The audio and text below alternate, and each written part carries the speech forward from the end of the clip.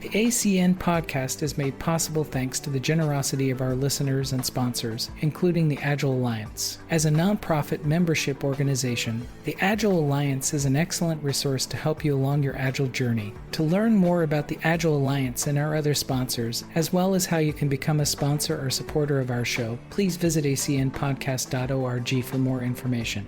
And thank you for your support.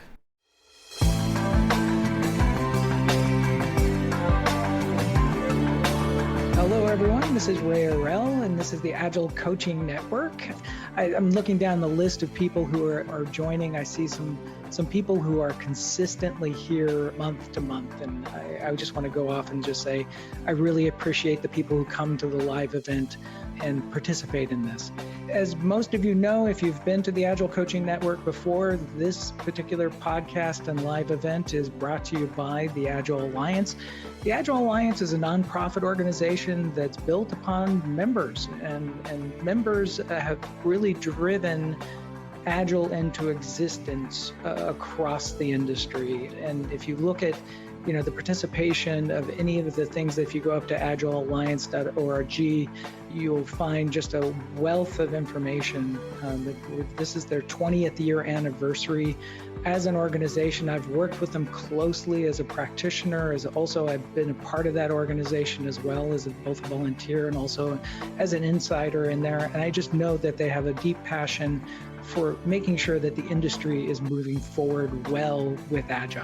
And the way that that's done is through what we do as volunteers and what we do as members, because you can always just do your, pay your dues, and that helps the organization to fund a lot of the great things that they're doing. And as you know, if you go up to the website, Agile 2022 is coming up shortly. Pleased to announce that we are going to be doing our first physical business agility lab that we've been doing there for about the last 5 years. We haven't been able to do it for the last couple of years because of course, the COVID and the other situations. But we will actually be live and be together doing alongside of all the great talks and the keynotes.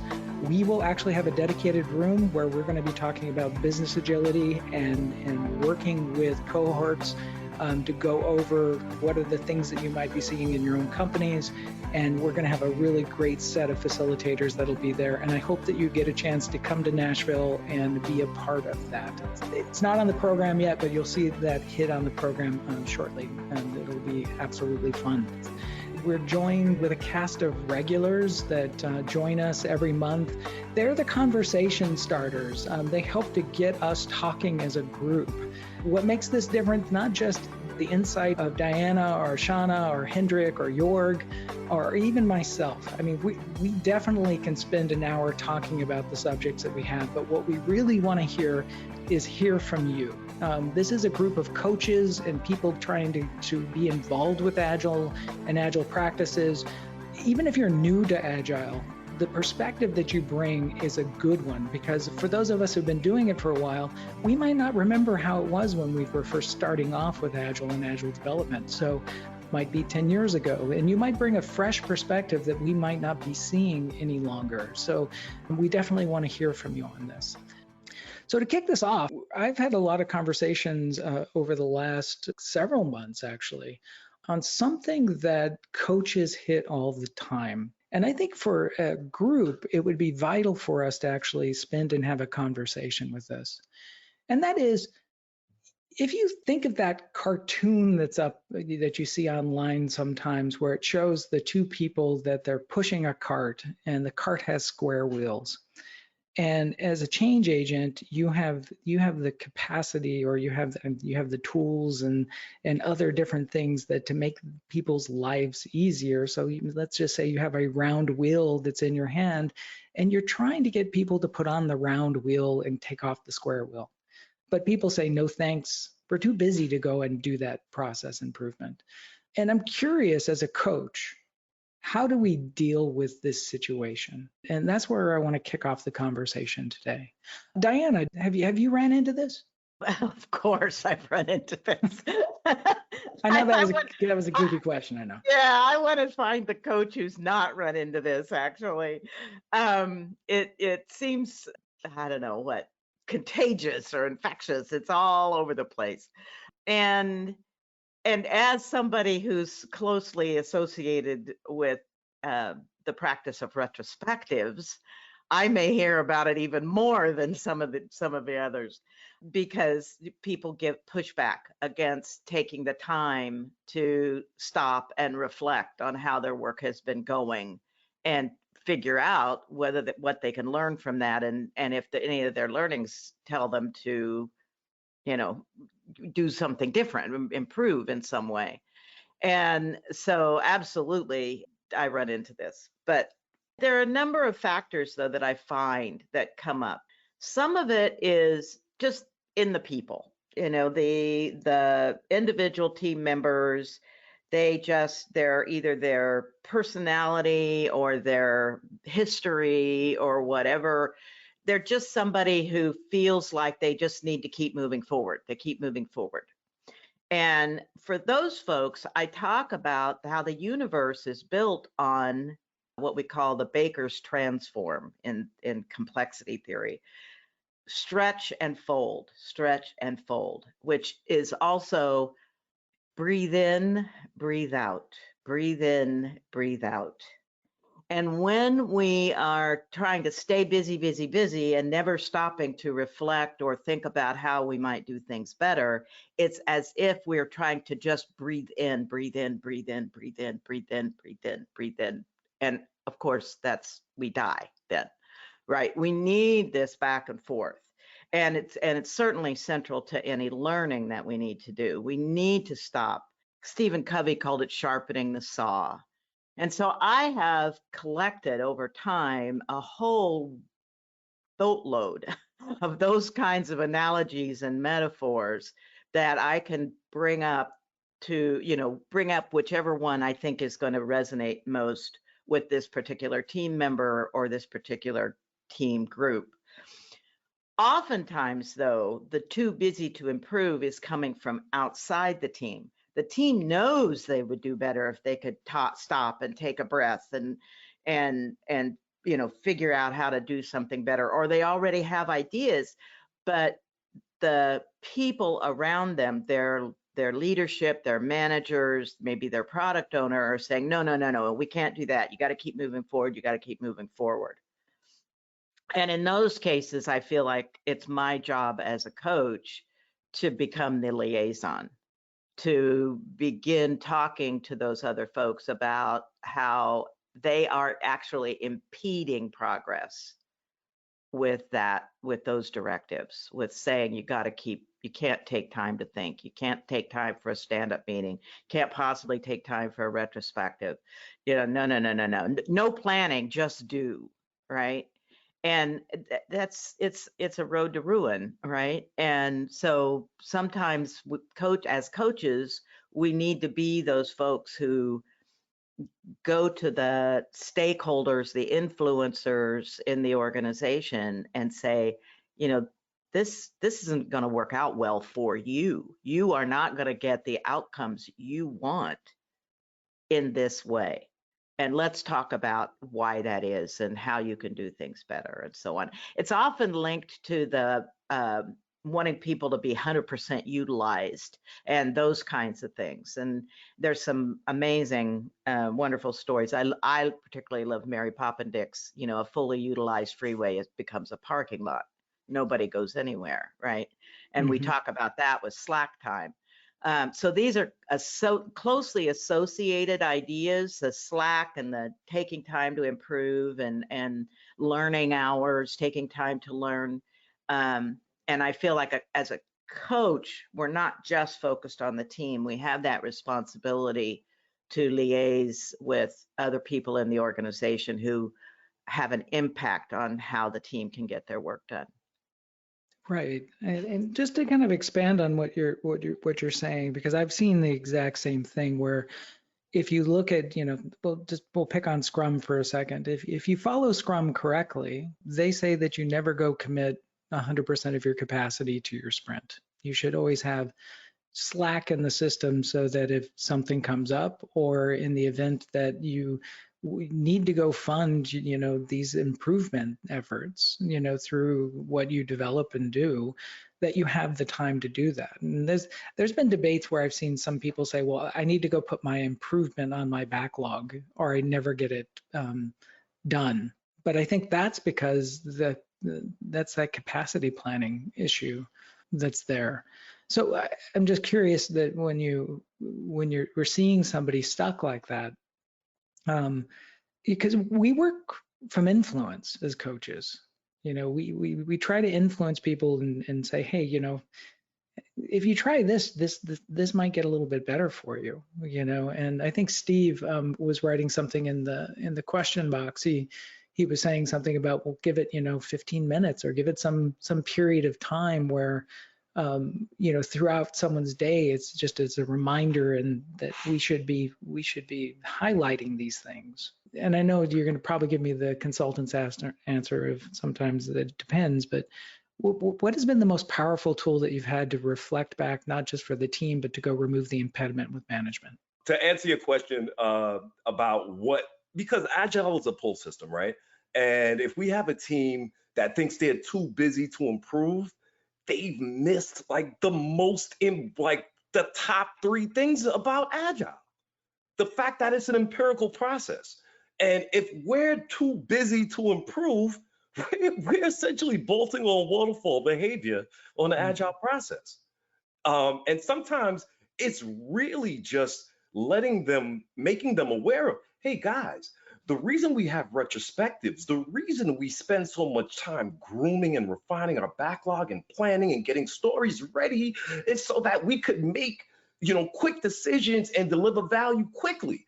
And then we monitor that based on our Agile metrics, and we see how well we're doing, and we come up with strategies every retrospective to improve.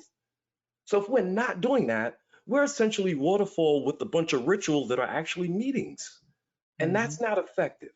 So how do we make this effective? So now, instead of telling them, instead of them being voluntold that they must do this, now you kind of told them what's in it for them. It's a collaboration. And now they may not be willing to do everything that's necessary to improve, but they're willing to consider some things and adopt some things. And then, within a few iterations, you could potentially change the behavior of that team or that organization. I like what you're saying there, but just as a clarification, and I've heard people say this before, I have to go ask management to improve my work, or I have to go ask my PO. Do you think that's a bad behavior that people have when we're saying that they don't feel empowered enough to go improve their own workbench?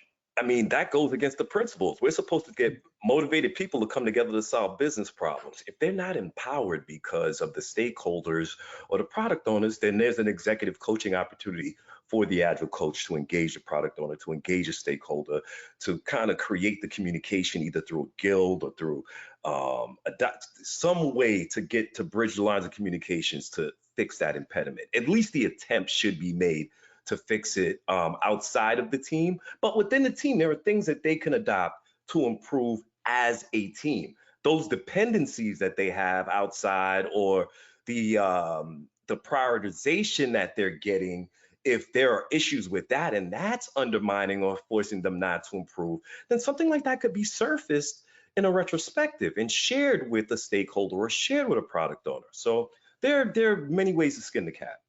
Okay, well, let's role play for a second. I'm the product owner who's saying that the team, no, you cannot go do that improvement. I am the product owner, and I am telling you that I do not approve that. How would you approach that with me? I'm curious. What's your coaching style?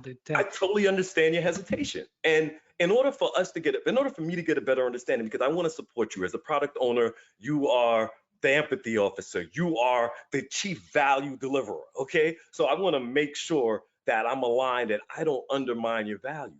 But let's first think about, what are the reasons you don't want to work on this improvement thing? Let's talk about it. Let's just get a few ideas on the line. Okay. And then I would kind of isolate that, and then I would try to overcome those rebuttals with recommendations. Like if they said, I don't want to do it because it takes too much time. It's like, I totally understand where you're coming from. What if I told you that we would be able to do this in significantly less time than you thought up front. Would that change your mind? So it Well, goes from a no to a maybe. So it's really the conversation. And then now I have these insights from the product owner. I can go back to the team and say, okay, guys, here are the guardrails. These are the things that he's concerned about. These are the things that he's worried about. With this in mind, how do we improve as a team and help the team and the product owner and the stakeholders achieve the vision and business value that we're trying to deliver to our cohorts? I love it. Thank you. Thank you for that. Very welcome. Steve, are you there? What do you have on this? Yeah, I was just going to expand on what I wrote in the chat there. So 2 points, and this is a very Scrum-centric point of view, so just take that, as a given. I try to remind the team that they have a proportional 13 hours per month of sprint time, and we can cut all that in half if we do 2-week sprints or whatever. We have 13 hours to have transparency and inspection and adaptation. That's built into the framework. That is your change. And we have 15 minutes every day to do our daily scrum, and that is your time to do transparency and inspection and adaptation for 15 minutes every day. So if you add all that up, that's maybe 15 hours every couple, or 15 hours a month, or maybe 7 or 8 hours every 2 weeks to do change. So I'm confused when people say we don't have time to change. And then the second part is when they say, how do we change, or maybe we do have time, what do we do next? I say, what is the team's greatest strength? And then leverage that. Like, of the things that this team can do, man, we can deploy fast. We have CI/CD flying. We can deploy to prod in less than a minute. Great. Let's use that to leverage that as much as we can and buy us some time, buy us some slack using our greatest strength to do those change things. Love that. Same role playing though. I'm gonna give the same question to you. So I'm the product owner, or I'm the business owner, or someone else. Make your pitch to me. How would you convince them and the team as a coach? How would you go approach that? That no, you can't go do that. That user story that makes you better. I'm not sure if I understood that at very end of your question. What do you mean by that part? I'm sorry. We want to go reduce the complexity of the code because we know that's going to help us go faster. But they'll never let us get approval to go do that. So how would you approach that with the team? And then if you do have a product owner that seems to be standing in the middle of the team, wanting to go do improvements on the way that they work, how would you go approach that product owner who's standing in the middle saying, no, you shouldn't do that? Sure. So I'd say, hey, Ray, great to see you today. And the team has noticed that in the past, what we've done is something takes 2 or 3 sprints to get this to you, and you get a little nervous and you start prodding the team. That's our empirical evidence. They've got some ideas for how we could change things and show you small pieces more frequently. We might be able to give you a little demo every 3 or 4 days. And I know your value on this product and what you want out of it. And the team believes, and I think that they're right, that we can show you that value sooner and get your feedback sooner instead of you being nervous for 6 weeks at a time and wondering if it's going to come out okay. You think you might be willing to give that a shot as an experiment, and if that doesn't work out for us, we can always try something else? Awesome. I love the transparency that you're pitching, because my biggest fear is that you will go away for 2 weeks and then I won't get what I need for my customers. So I love that. So thank you for that. I appreciate that, Steve. Let's see, April. How are you doing? Doing well. Do you miss me at the Agile Alliance? I miss you. Yes, I was thinking that I had to be here just to see you. Hi, April. Hi. That's awesome. We're all hugging right now, so just give us a second. Yes. But do you have a approach that you would take when people are telling you that they're too busy to improve? So common. Everyone's that I was having that conversation today and last week and every week. It's a typical conversation. sometimes you may want to ask a question differently. Like, what is it worth to you if you're able to solve for whatever that need is? So you probably want to ask a question before, like, hey, like, what's your biggest, pain, and what is it worth to solve that? And to ask some questions to kind of uncover, you know, that, and kind of give some reasons to say, kind of score. I can help you solve that to improve that. So they can understand how going slow to go fast.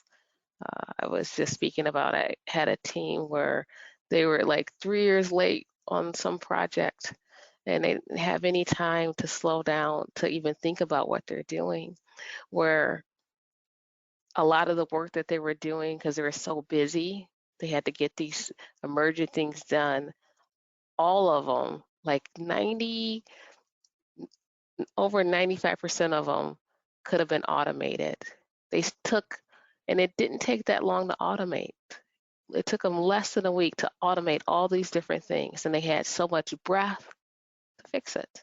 So sometimes they just need a moment to think, as Diana said, to retrospect, to put that out there. So I try to ask questions based upon their need, not me trying to solve it for them, but for them to solve it for themselves. That's awesome. I love that perspective. Just give me 1% improvement a week. Just experiment with it. I've been accused in the past of trying to boil the ocean. Try first just to, do a couple of different things that just make life a little bit better. Each sprint, and then I've also noticed that if we make an improvement, how do you respend that capacity? Do you spend it on more product features, which is one option, but you can also spend it on working on bigger things as well. Kathy, you've had your hand up for a little bit. What do you have on this? So there's a couple things. One of them, obviously, I have developers who want to change the world and do a lot of new things, but that's not always an option. But what I do like to do is get more clarity of what they really want to focus on. And if they have that clarity, then it's easier to bring it to someone and say, this is what we want to do, and this is how it will improve whatever. And then I go back to the planning session for the iteration and try to reserve that 20% to make the system better. And if that's making the developers happy and still delivering what the product owner needs, we have a win-win. Mm-hmm. And just curious about what metrics would you track in order to show that, increased capacity or however that you are actually seeing improvement in the team? That would partly be determined with what they were going to do. Let's say, for example, what they did, they said this is going to make a performance improvement. Then I would get the metrics in advance of what the performance is, and then afterwards be able to show, here's the improvement we had from this work that we did that's taken us the last 3 iterations to complete. Awesome. And do you typically, I've noticed that crisis sometimes is a great change agent within the system. Yep. So do you ever like take advantage of like some big issue and then insert change there? Yes, I had a product owner that was, no, my work has to be the only thing they're doing because this other stuff is going to take too long. And really what it was we had database was outdated as far as maintenance. So the company that supported the database was going to tell us next time anything happened, sorry, update your system and then it'll be fine.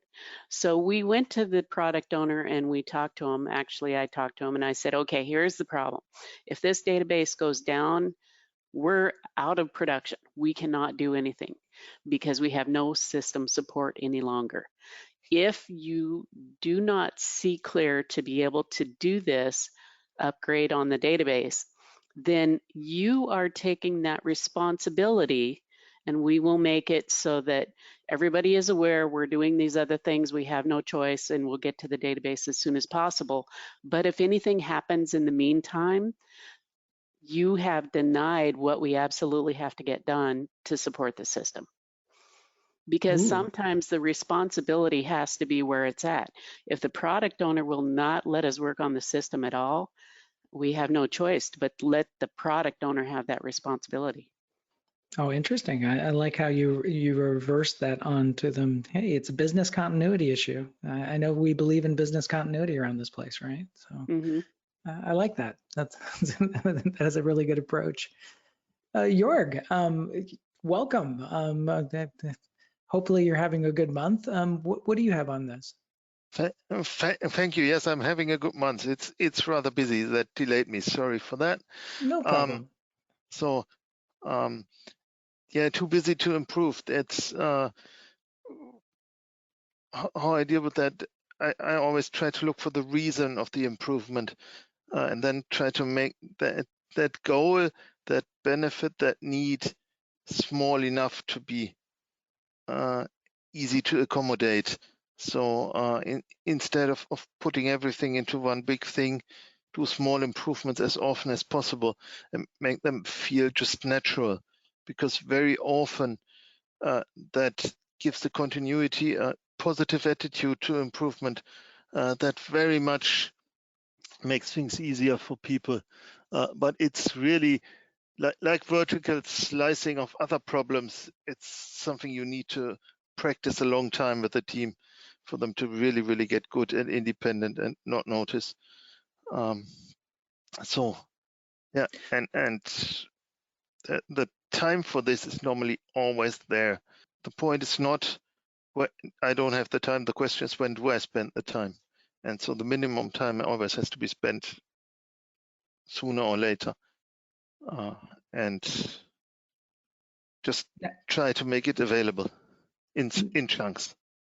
Now, I've been lucky enough to actually sit in a room with you over in Germany and watch the way that you work. And I noticed that you had a real knack for empowering people, with being able to, have them own their work. So I'm curious that as a person, at the time, I think you were a manager of the group. Is that correct? If I Yeah, remember. it is. Yeah. So how did you, as a manager and role modeling that, how did you potentially go off and role model that to other managers to say, or other product owners and other people to act and behave like you? I'm just kind of curious. Yeah. What was your approach? Yeah, probably three things I did with the management teams that were really interested. I actually made them practice retrospectives, just straightforward. Let's see what is our expectation for the next 2 weeks, even though we're not doing Scrum, any method, anything, but let's be conscious, decide what we want to do. And then in 2 weeks, let's take some time and reflect. How did we do? What was good? What was bad?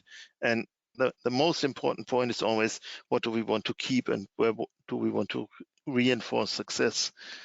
And that is the thing when you're in a positive environment, and this is simple.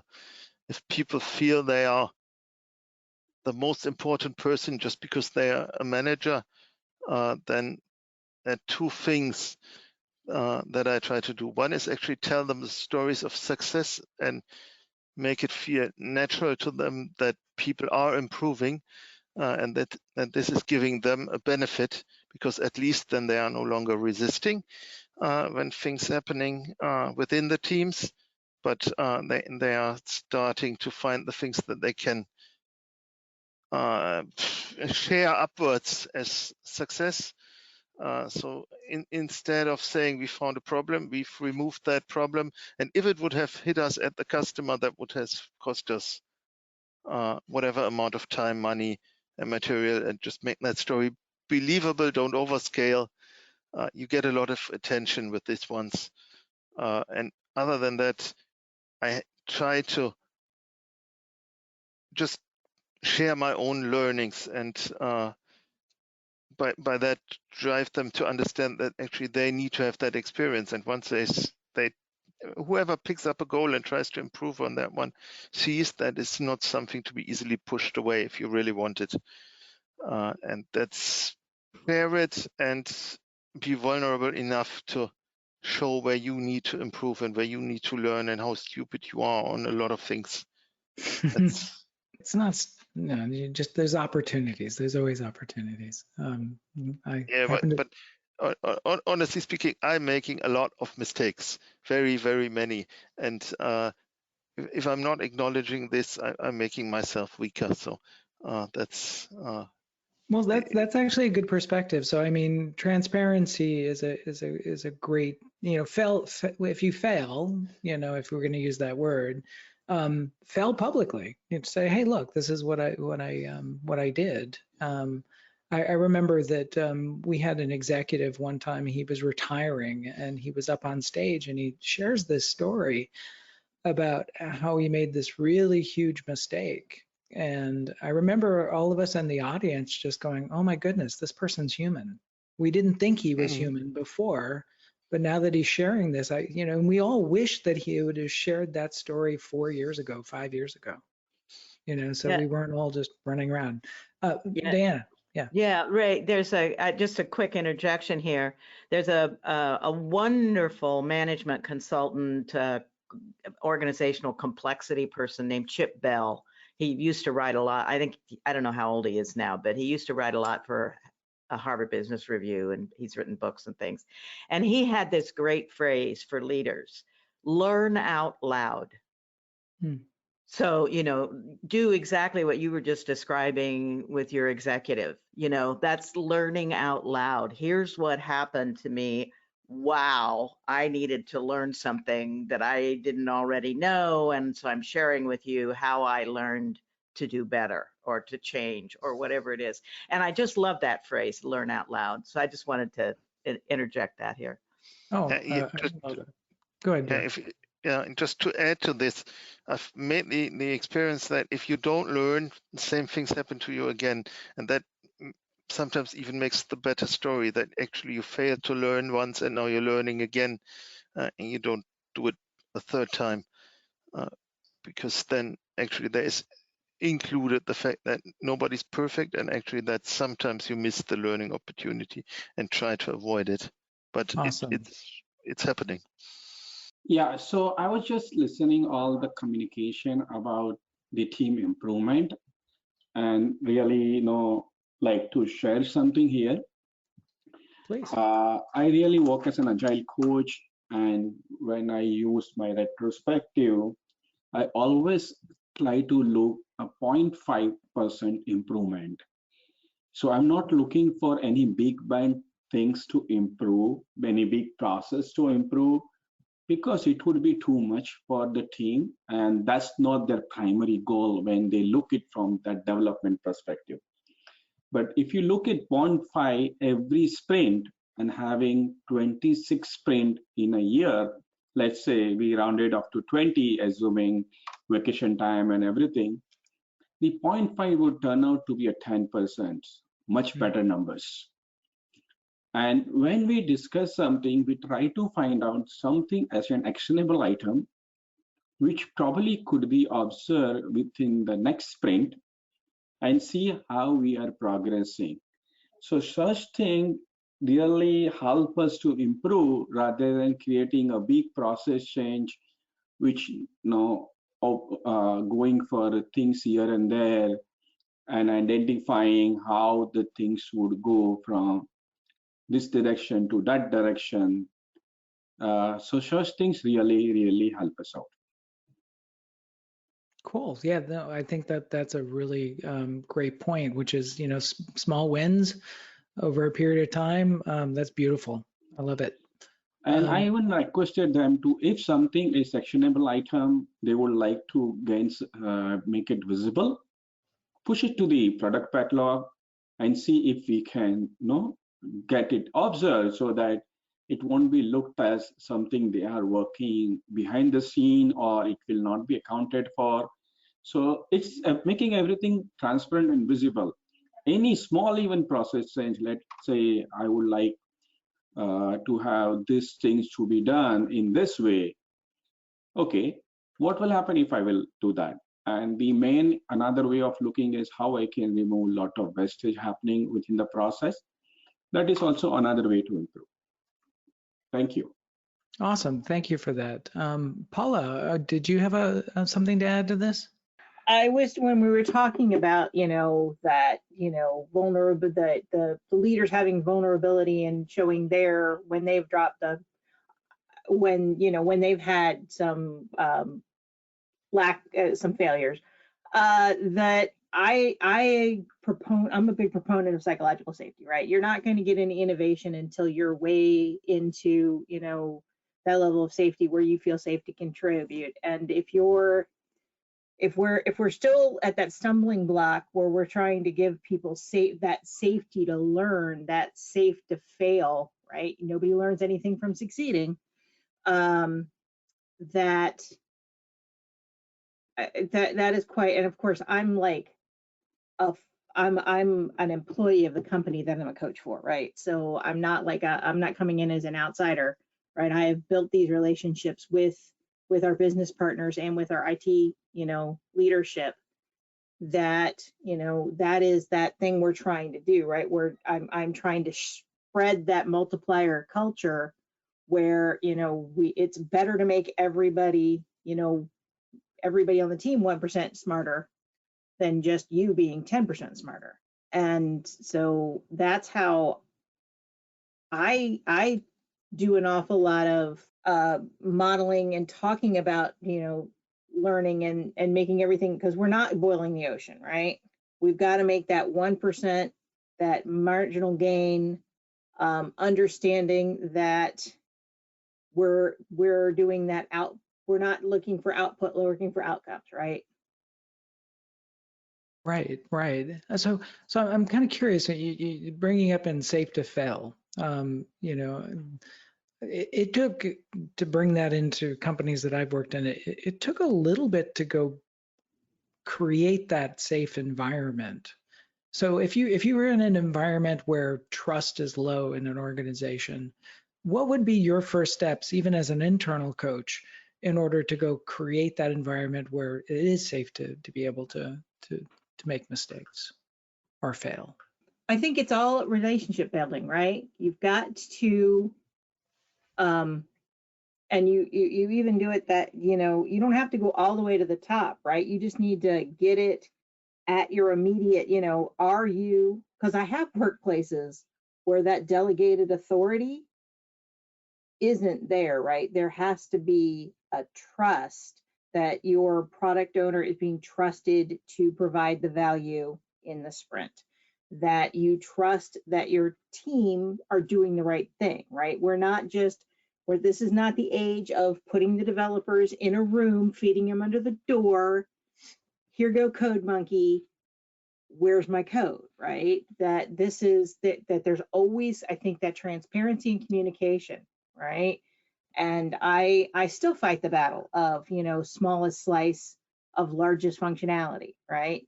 Are we solving for a need? I have created allies amongst other parts of the business, right? I have people in the design part of the business that's talking about shortening the feedback loops, getting that communication, right? Because you only have to give them one win, right? You give that, if you can just here, we're going to do this experiment, we're going to show you this thing, and then we're going to release it, right? Let us give you a small slice, because as I say all the time, we might make it and gold plate it and make this thing, make coffee and ice cream, and come to find out our customers just need the light to turn red. And we wasted all this time making it make coffee and ice cream, and that's not what it needed. That is a good way of putting it. And ice cream. Now I'm hungry. Sorry. That's okay. There's actually, if you get a chance, there's you can go see a YouTube video of this individual. But Benjamin Zander, who, and I think I got his last name correctly, but he's a conductor of the Boston Philharmonic, and he talks about his attitude towards problems. And he's a firm believer that there isn't really failure. He says the word failure itself is, if you ever said the word "I failed," he says, watch people's bodies and how they react. your chest kind of caves in, you kind of bend over, I failed, and your oxygen leaves your body. And his whole point is that when a mistake happens, he says that you should just say, how fascinating. And he does it with great, enthusiasm about, how fascinating it was that happens. And I was thinking back in my contrast in my Fortune 100 days, when we do all this great test and we do all this great design and great coding patterns and everything else that we go off and go do, and then a defect gets out and we go, oh, and we're all like feel demoralized that defect got passed through several $1 million worth of test equipment and people. And I just thought his attitude is sort of like, well, and I adopted this myself as a manager and as a leader, is that if something got past all of that, I do find that fascinating. I find that that's kind of curious how that snuck out there, because I know someone didn't make a mistake. The last component I just want to add to it is that attitudes towards problems, and I think this is leadership as well as coaching, is that when problems are occurring, if you're negative about what people are bringing to you, you have a high degree of negativity that's there. People tend to hide data from you, or if you're neutral about it, then they're passive. Versus if you're positive, like like that conductor, then you can have a conversation about it, and I think it becomes really, really powerful from that. If I, Go if I ahead, may, please. if I may, that is actually what I would like to add to the how do I start building psychological safety. That is by curiosity, because if I approach somebody wanting to know something, then this is a rather safe zone. He doesn't need to tell me, but he can. And then if I'm really taking this up correlated to my experience, this is matching what I've seen, this is totally new, tell me more. That gets a conversation going that is normally very authentic, very true, and very often finds points to help to get going, to start, and to address the things that are really on the minds of the people you want to help. So always being curious and ask open questions. It's a good start. And sometimes if you feel like you failed and you're in that negative mood, just share it that you feel bad about this. It's totally different to this thing is bad. I feel bad about it. I should have known, or something is different from you failed. Right, I agree with that. I think Richard just typed in, he says, as being new to a development team, what are the best ways to encourage teams to celebrate failure as they go along? And also, how do we capture that learning as well? I'll give one thing that we did, and others can chime in on this as well. We used to have literally a wall of failure, and it was in our team room. It was this big wall that had stories that people wrote about what might have went wrong, and those stories were all posted in the middle, and it said, it did say this was a failure, but then from that there were stories about how that became knowledge and learning. How do we take it forward? And we always brought new employees in front of that board and say, look, if you want to read about us, about the good things that we've done, and also these things, go ahead and read them. And there would be like senior, principal people with stories up there, and also junior people as well. But I think that gave the impression to people that it's okay. It's okay to have these stories and to share them. How about others? Do you have that similar attitude or some process that you put in place? I try to shake up my retros, right? And one of the ones I believe came from Fun Retrospectives. I don't know. It was the celebration grid, right? Where we talk about, it's like, here's like success and here's failure. And here's like, here, we lucked into it. We did it on purpose, or we followed our process and, what did we learn, right? Quite often it is that phrasing. You're right. It's the phraseology of failure.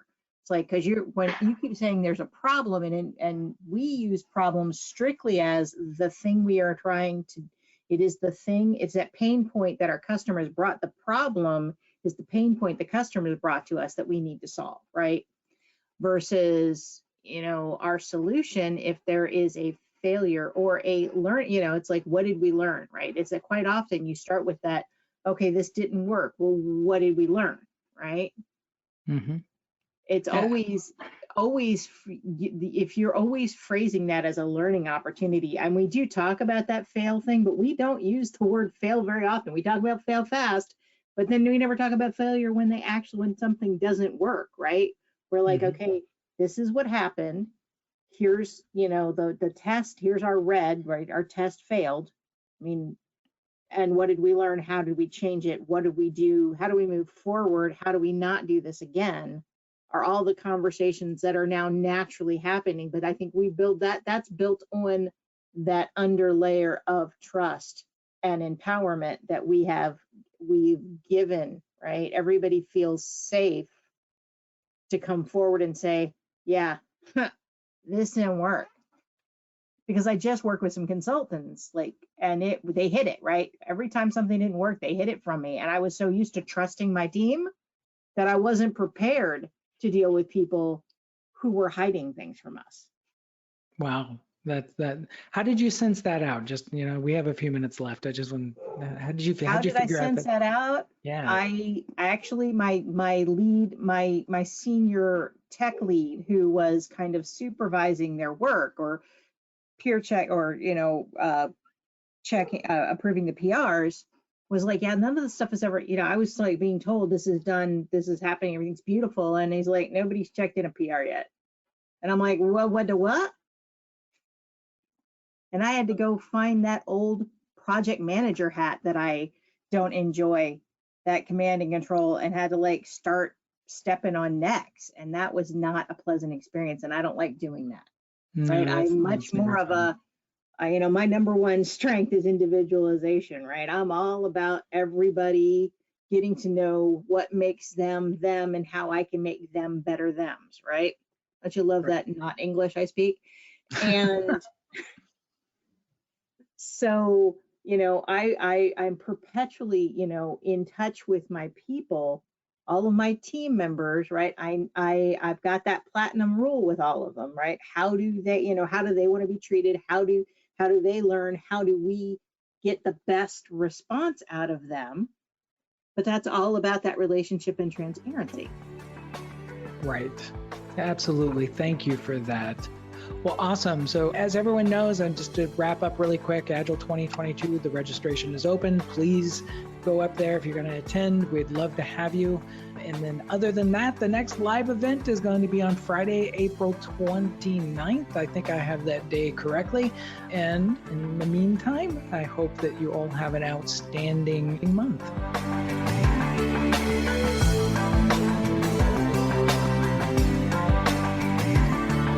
This podcast is provided by Agile Alliance for educational and informative purposes only. To find out more information about the member-supported Agile Alliance, please go to agilealliance.org to find out about more upcoming events, as well as different programs that are available to help you with your Agile journey.